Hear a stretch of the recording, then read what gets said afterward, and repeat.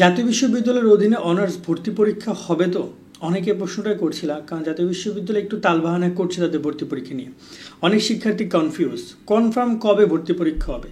দেখো, জাতীয় বিশ্ববিদ্যালয় থেকে আমি যতটুকু শুনেছি, তারা এর আগে যে 3 তারিখে পরীক্ষাটা নেওয়ার পরিকল্পনা ছিল, সেখানে কিছু সমস্যাগত কারণে মানে কিছু কারণে তারা পরীক্ষাটা মূলত পিছিয়ে নিয়েছে।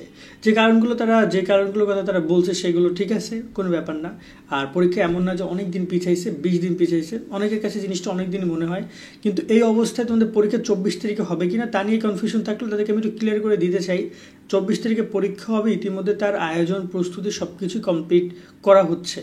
সো তোমরা কোনোভাবেই কনফিউজ হবে না। অনেকে দেখছি যে অনেক কথা বলছে পরীক্ষা হবে না, এটা ওটা আন্দোলন করো বা সামথিং, পরীক্ষা নিলে অনেকে আগেই নিত, এখন নিবে না, এরকমের কোনো কিছুই না। তোমাদের আবেদন শেষ হয়েছে, প্রায় কয়েক লক্ষ, রেকর্ড সংখ্যক শিক্ষার্থী ন্যাশনাল ইউনিভার্সিটির আবেদন ফর্ম তুলেছে এবং তাদের সেই প্রশ্নপত্র তৈরি, তাদের জন্য এডমিট কার্ড তৈরি, তাদের পরীক্ষার যে কেন্দ্রগুলো গুছানো, এগুলো নিয়ে কাজ করছে। তোমরা জানো, বর্তমানে জাতীয় বিশ্ববিদ্যালয়ের অধীনে অনার্স 3য় বর্ষে পরীক্ষা চলছে। তোমরা যে যেখানে ভর্তি পরীক্ষা দিবা, ওই পরীক্ষা কিন্তু পরীক্ষাগুলো পরিচালনা করা হচ্ছে।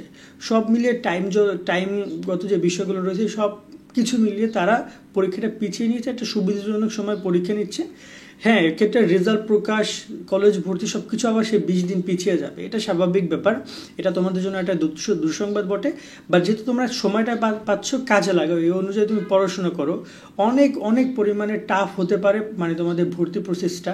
প্রশ্ন সহজ হতে পারে, পরীক্ষা অনেক ভালো হতে পারে, যার কারণে রেজাল্ট অনেক ভালো হবে। ভালো কলেজগুলোতে ভালো শিক্ষার্থীরা সুযোগ পেয়ে যাবে। সো তোমার রেজাল্ট যত পারো তত ভালো রাখো, এতে করে তুমি বর্তমান কলেজে না পেলেও পরবর্তী যখন রিলিজ স্লেবে তুমি একাধিক কলেজে আবেদন করবা, তখন যেন তারা তোমাকে নিয়ে নেয়। তুমি যদি এখন ভালো রেজাল্ট না করো, তাহলে কিন্তু তখন তুমি গিয়ে ঝামেলায় পড়বা। তাই আমি বলবো, এই বিষয়ের প্রতি তোমরা একটু খেয়াল রাখবা। আর জাতীয় বিশ্ববিদ্যালয় থেকে তোমাদের পরীক্ষার যে ব্যাপারটা রয়েছে, সামনে আরও অনেক নতুন আপডেট দিবে।